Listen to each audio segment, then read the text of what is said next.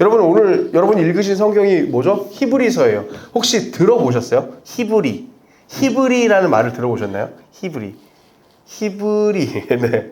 지금 팔레스타인이랑 이스라엘이랑 가자 지구에서 열심히 싸우고 있잖아요. 뉴스에 많이 나오는 그 이스라엘 사람들이 쓰는 언어가 뭘까요? 히브리어예요. 이스라엘어라고 하지 않아요. 히브리어라고 하거든요.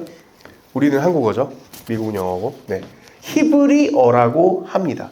그런데 그 히브리가 뭐냐? 옛날에 이스라엘 사람들을 부르던 명칭이었어요. 그런데 좋은 뜻이 아니었어요.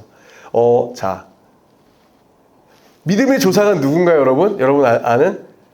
아브라함이에요. 아브라함. 네, 모르시는 분 당연히 모르겠죠. 네, 교회 방문 오랜만에 하셨거나, 네, 처음 오신 분은 믿음의 조상이 아브라함이라는 사람이에요. 아마 들어보셨어요?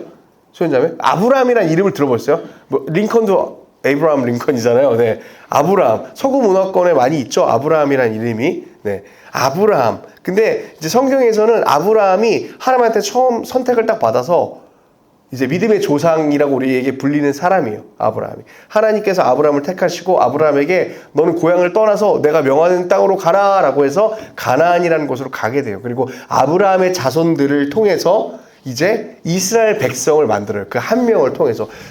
한국으로 보면 뭐 단군 신화 같은 거죠. 그렇죠?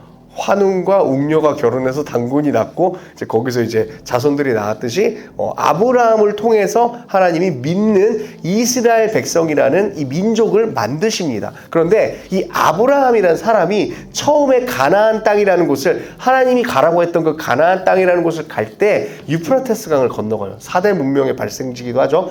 유프라테스 강을 건너와서 사람들이 아브라함의 그 종족들을 강 건너온 사람들이라고 해서 그 뜻이 바로 히브리예요. 좋은 뜻이 아니었어요. 무슨 뜻이냐면 강 건너온 녀석들, 집도 절도 없이 근본 없는 것들, 약간 이런 식의 비하였어요. 우리가 흑인을 비하하는 단어가 있잖아요. N-word라고 하는, 여러분 잘 아는? 네, 현지 자매 잘 모르다 보네요. 네, 흑인을 비하하는 N으로 시작되는 단어가 있잖아요. 한국인을 비하하는 단어가 있었어요. 우리가 일제강점기 때, 그쵸? 조로 시작되는. 그리고 우리도 일본을 비하하는 단어가 있죠. 잠깐 뭐였더라? 네? 쪽으로 시작되는 단어인가요? 그거는? 네. You're right. 네. 네. 그런 단어들이 있어요. 비방하는 단어들. 혐오 표현이죠. 혐오 표현. 그러니까 이 히브리가 바로 혐오 표현이었어요. 그런데 이스라엘 백성이 이제 나라가 생기고 이스라엘의 사울 왕을 통해서 1대 왕, 그 다음에 사울 다음에 다윗 왕, 다윗 다음에 여러분도 잘 아는 솔로몬 왕, 그 다음에 이 왕국이 두 개로 쪼개지게 돼요. 남한과 북한처럼 남유다와 북이스라엘, 우리나라처럼 쪼개지고 분열 왕국 시대로 가다가 결국 둘 다 망하게 됩니다. 그래서 망해서 사람들이 이리저리 흩어지게 돼요. 그런 사람들을 디아스포라라고 부르는데요. 그렇게 흩어진 사람들이 이제 신앙을 다 잃어버렸을 거 아니에요. 심지어 히브리어도 잃어버렸어요. 그런 상황 가운데에서 온 세계로 흩어진 이스라엘 사람들에게 다시 한번 우리가 실은 하나님을 따르던 민족이었어. 그거를 다시 가르치기 위해서 쓴 책이 히브리서예요. 네. 그런데 왜 혐오 표현을 썼을까요? 이 당시가 되어서는 이제 이 히브리 민족이라고 부르는 말들이 혐오 표현이 아니라 자신들을 하나님의 백성으로 구분짓는 자신감 있는 표현이 된 거예요. 바뀐 거예요. 지금 우리가 살고 있는 이 시대 가운데서도 그런 표현이 꽤 있어요. 꽤는 아니고 하나 있어요. 제가 생각나는 건 아까 말한 것처럼 흑인들을 비하하는 그 단어. 근데 재밌는 건 뭔지 아세요? 자신들을 비하하는 단어인데 그 힙합 음악 들어보면 엄청 많이 뱉어요. 예. 그리고 백인들은 못 부르게. 그래서 이렇게 부르고 뭐 이런 거를 이제 스탠드업 코미디에서 많이 하기도 하더라고요. 웃긴 거예요. 자신들을 비하하는 단어가 자신들의 정체성이 됐고 자부심을 갖게 되는 단어가 된 거예요. 이 책의 이름이 바로 그런 뜻의 히브리서예요. 그리고 이 히브리서를 통해서 이제 히브리서 나중에 여러분 시간 되면 한번 읽어보세요. 이스라엘이 어떻게 살아왔는지에 대한 이야기가 쭉 나옵니다. 제가 방금 했던 얘기요. 아브라함을 하나님이 택하셔서 우리 민족을 이렇게 해서 이렇게 했어. 애굽에 갇히게 했다가 애굽을 탈출하게 하셨어. 이거 안 믿는 사람들도 잘 아는 사건이잖아요. 홍해를 이렇게 지팡이로 확 해서 가르는 사건. 이런 것들을 통해서 하나님이 우리를 건져주시고 지금까지 인도하셨어. 우리가 왕이 있었는데 나라가 쪼개지고 망하게 돼버렸어. 유명한 나라들한테 망해요. 아시리아라는 나라한테 망하고 또 바벨론에게 멸망하게 돼요. 망했어. 그래서 우리가 여러 군데 흩어졌어. 그러나 예수 그리스도께서 이 땅 가운데 오셨고 하나님의 아들인 그가 우리를 살리셨어. 우린 이 믿음을 믿어야 해. 라면서 흩어져 있던, 어떻게 보면은 이민 3세대, 4세대 더 넘어서겠네요. 이민 한 5세대쯤 되는, 한국말 하나도 모르는, 그래서 멕시코 산에는 멕시코 말로 말하고 있겠고, 미국 산에는 영어를 하겠고, 중국 산에는 중국말로 하겠고, 일본 산에는 일본말로 하는 그 히브리 이스라엘 민족에게, 우리로 치면 한국인들에게 전달하는 거예요. 우리가 어떤 존재였는지를 가르치고, 이 11장에서는 드디어 믿음이 도대체 무엇인지 가르치고 있습니다. 자, 다시 한번 읽을게요. 믿음은 바라는 것들의 바탕이고 보이지 않는 것들의 증거라 말합니다. 여러분 갖고 계신 개역개정 성경에서는 이렇게 돼 있죠? 혹시 있으세요? 있으시면 네네, 제가 읽어볼게요. 믿음은 바라는 것들의 실상이요 보이지 않는 것들의 증거니. 이 실상이 영어로 substance더라고요. 최근에 그 영화 되게 떴던 작품이 있는데, 네, 실상이요. 오늘도 설교를, 저번 주에 설교가 좀 어려웠던 것 같아요. 죄에 관련돼서. 그래서 오늘은 설교를 좀 쉽게 하고 싶었어요. 쉽게 하면 이렇게 하면 돼요. 제가 해볼게요. 쉽게요. 여러분, 하나님을 믿으면 여러분의 소원을 이루어 주십니다. 끝. 근데 이 말은 거짓이에요.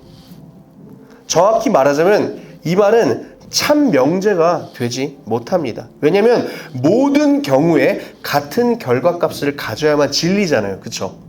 예외가 있어. 그것은 진리가 아니겠죠. 그러나 제가 방금 했던 말, 하나님을 믿으면 여러분의 소원을 이루어 주십니다는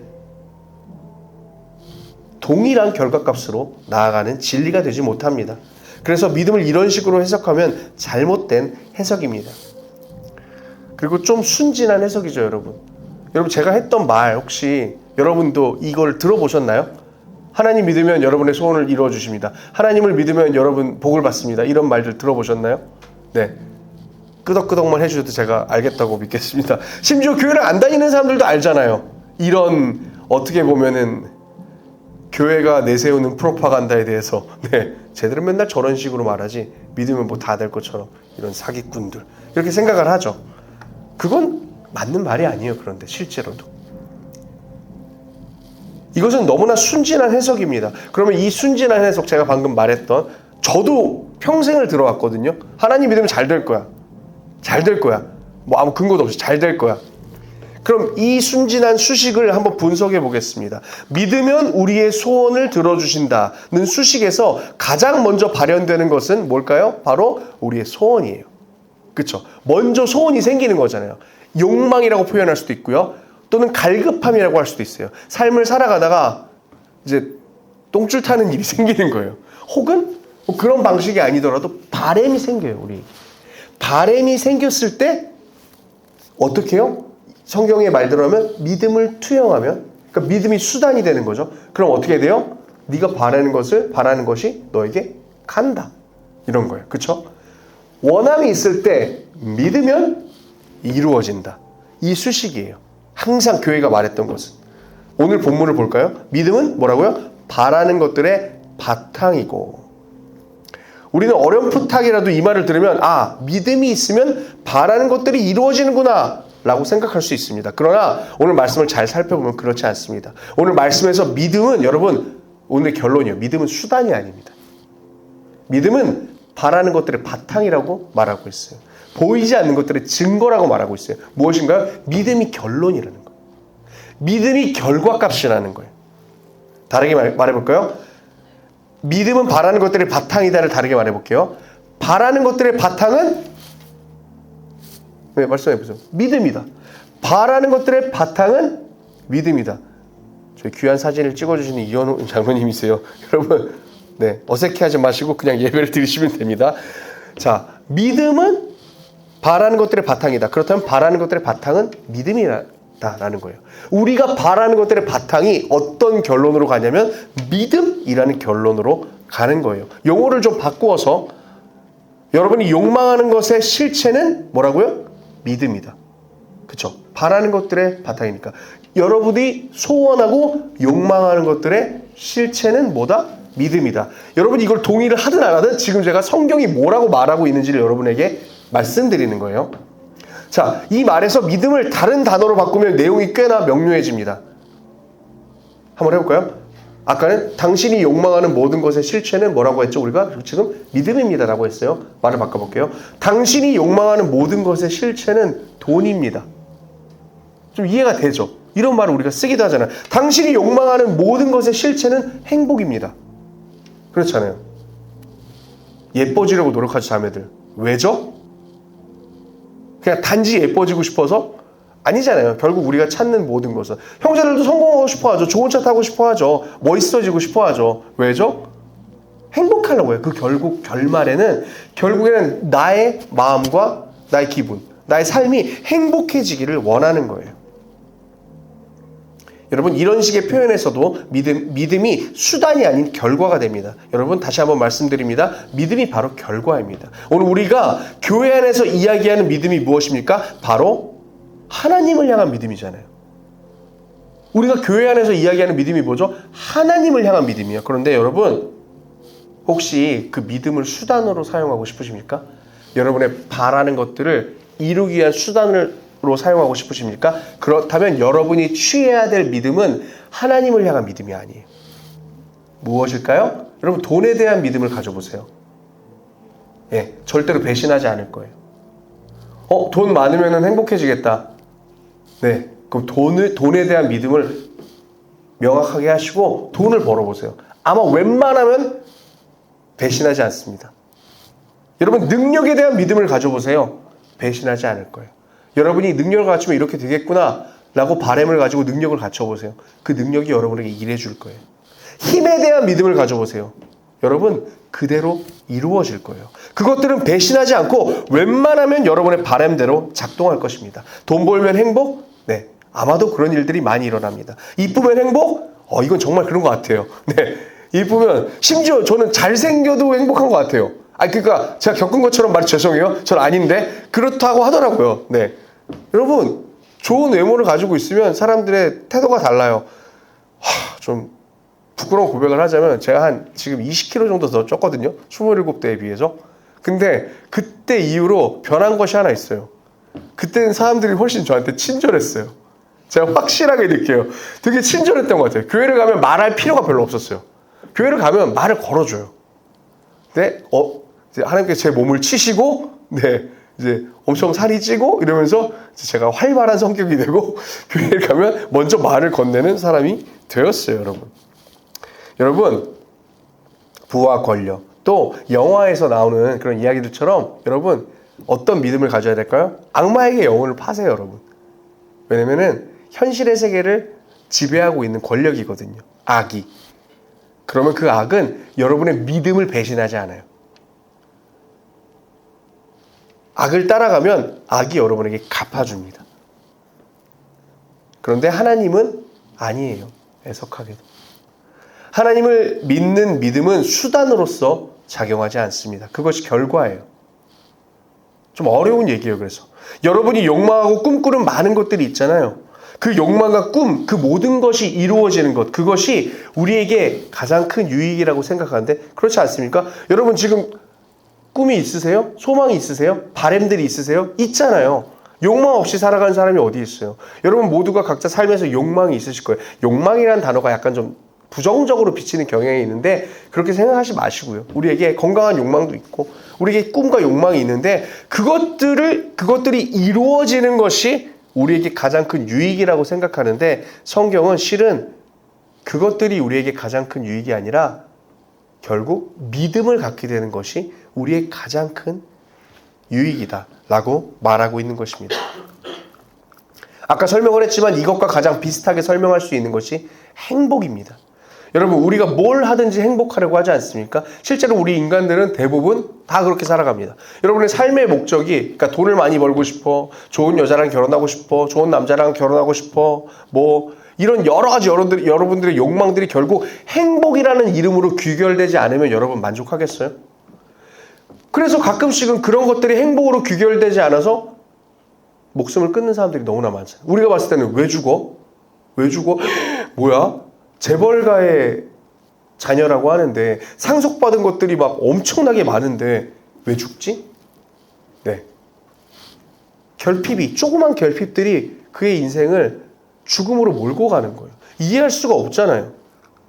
결국 우리가 욕망하는 것을 가졌을 때 그거는 비교 우위로 또 비교하게 된다라는 것입니다. 행복하지 못하다는 거예요. 다 가졌지만 행복하지 못하면 실패한 것이라는 것입니다. 그런데 성경은 그 행복조차도 우리가 욕망하는 모든 것을 초월할 수 있는 가치가 될 수 있는 것이 아니라 말합니다. 행복이 아니라 바로 다시 말씀드리지만 믿음이라는 거예요. 여러분, 오늘 이 말이 좀 크게 이해가 되진 않을 수도 있겠지만 제가 전에 말씀드린 것처럼 여러분, 믿음은 여러분이 하나님과의 만남을 통해서 우리 기도한 것처럼 선물을 통해서 갖게 되는 거예요. 그래서 청년부 예배 때는 우리가 성경이 무엇이라고 말하는지를, 그 사실이 진실이 불편할 수도 있어요. 그렇지만 그것을 듣는 것이 더 중요합니다. 그래서 저도 여러분에게 믿음을 강요하지 않을 거예요. 여러분, 성경이 무엇이라고 믿음을 말하는지 들으시고, 물론 여러분이 가치 판단해서 맞다고 생각한다고 믿음이 생기지도 않아요.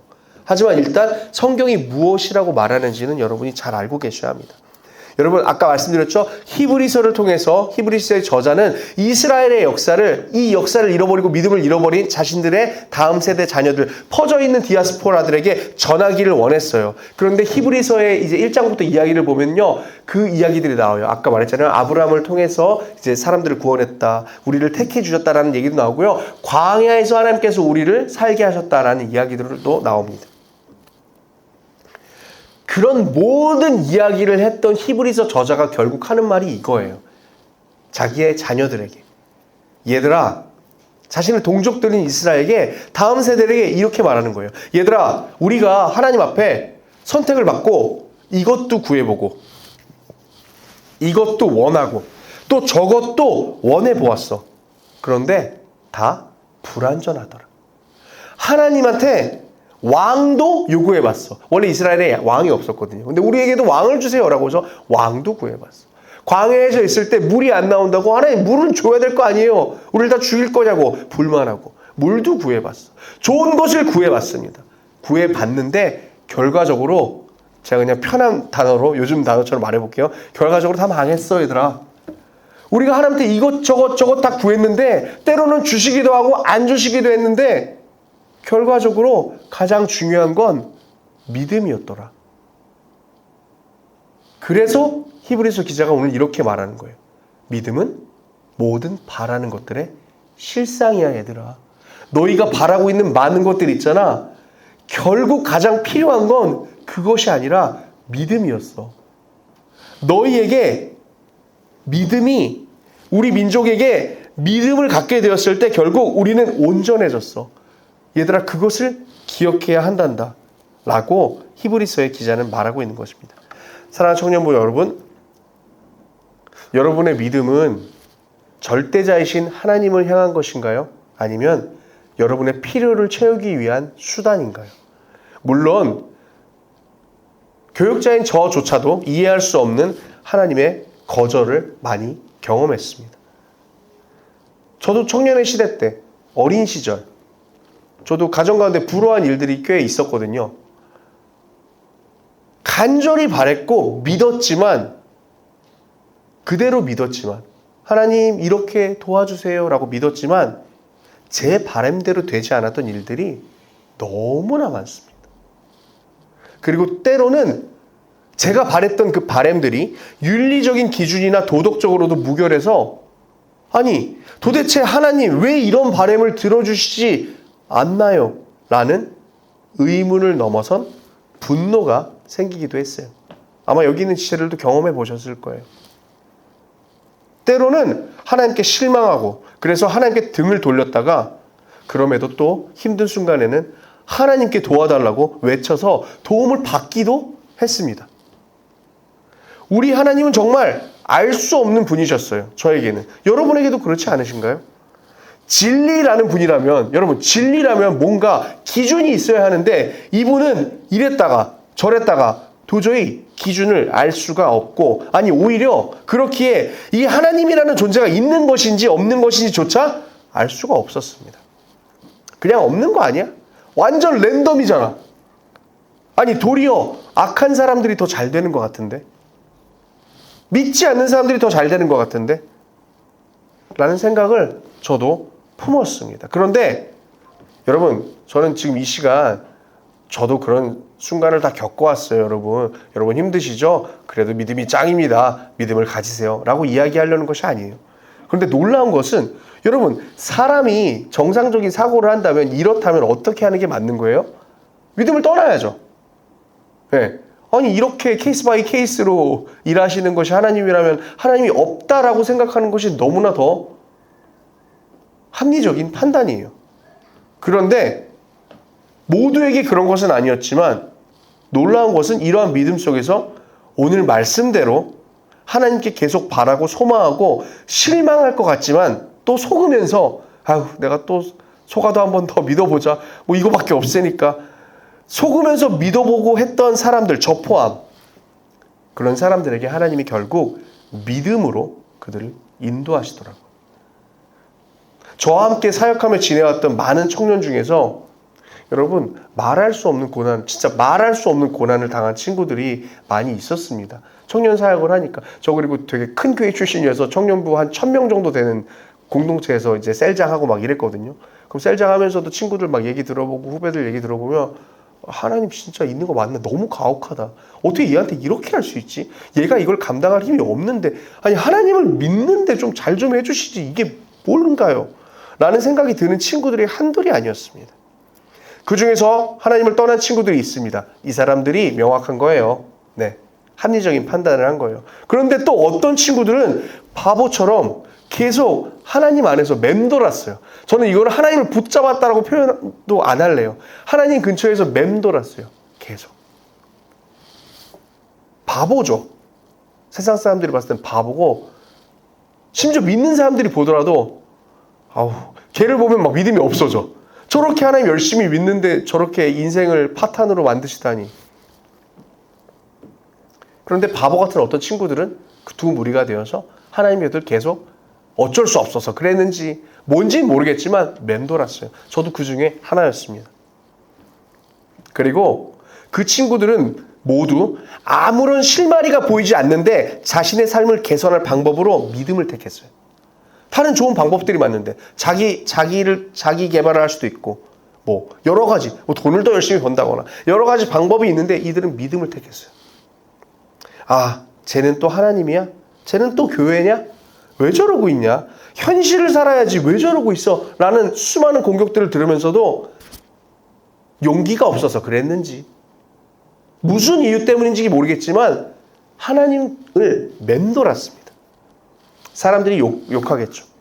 그런데도 사실 현실을 살고 있지 않은 것처럼 보이는 그런 사람들, 저를 포함, 다 현실을 살고 있는 거예요, 여러분. 현실을 치열하게 살면서 그 현실이 만만치 않고 그 현실을 주관하신다는 하나님이 오늘도 나를 배신하는 것 같지만 그러한 거절 가운데서도 하나님을 맴돌았던 것입니다. 그리고 결론적으로 하나님께서 그들에게 믿음을 허락하셨어요. 물어보면 믿음밖에 없는 거예요. 야, 이게 가장 효율적인 방법이 아닌데, 너의 삶을 개선할 수 있는 방법이 아닌데 너는 왜 여전히 하나님을 믿고 바라느냐?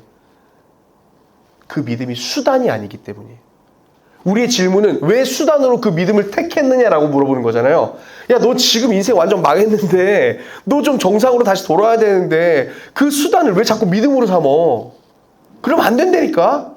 그런데 성경이 말하는 믿음은 수단이 아니기 때문이에요. 결과로 그에게 주어진 것이에요. 바꿀 수가 없어요. 결과로 주어졌으니까요. 여러분, 믿음이 생기면 우리 삶의 바램대로 되는 것이 아니라 하나님 안에서 우리 삶이 온전해집니다. 믿음을 수단으로 내가 취하는 것이 아니라 넘어지고 하나님 앞에서 실망하고 혼란한 가운데 하나님을 바라봄으로 그것이 결과적으로 믿음이라는 것이 나에게 주어진다면 그 믿음이 여러분의 삶을 이끌어갈 거예요. 여러분의 삶이 어떤 힘을 통하여서 이끌림 당하지 않는다고 느끼시나요? 그럼 여러분 아직 믿음을 선물로 받지 못하신 거예요.